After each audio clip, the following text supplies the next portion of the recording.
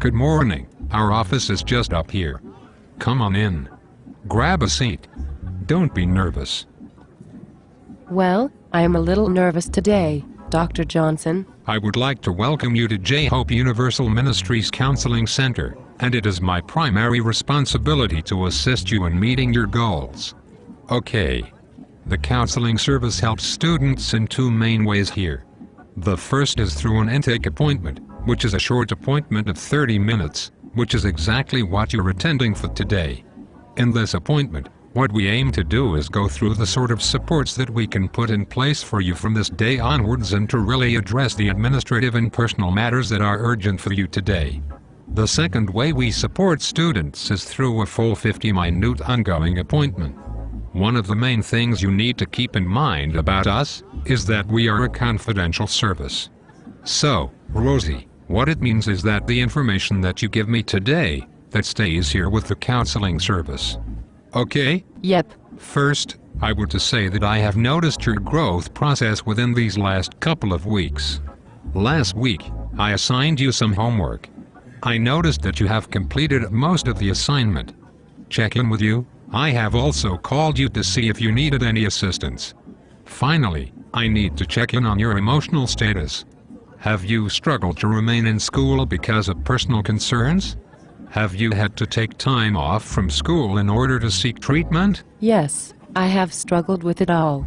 This is why it is important for us to continue talking. Well, I would like to take a moment of silence. I actually had to practice this technique when talking to my mother. She sorts of gets on my nerves. She wants me to get back with my children's father. He is such a non-factor in my life. Feel me? Well, I have heard this often in your counseling.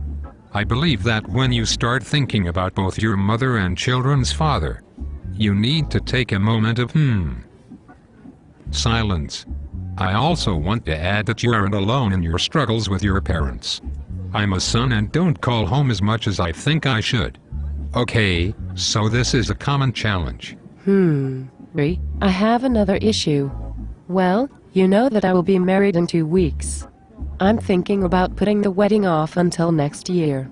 My baby's father or children's father is a non-factor in my decision to put this off, but I am wondering if I need to visit him at Tremont State University, where he is a star basketball player, to talk about going to my daughter's ballet recital. Heard you just say that he is a non-factor.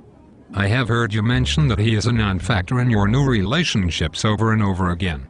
And then I heard that he is part of this, as I actually heard you say.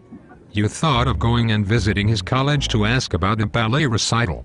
I think that you need to confront your feelings about him. I believe that you need to admit your feelings, stop living in denial, and stop playing around with others. Well, I think that we need to talk about all this in another session. You are confronting me about something I don't know for sure about. Goodbye.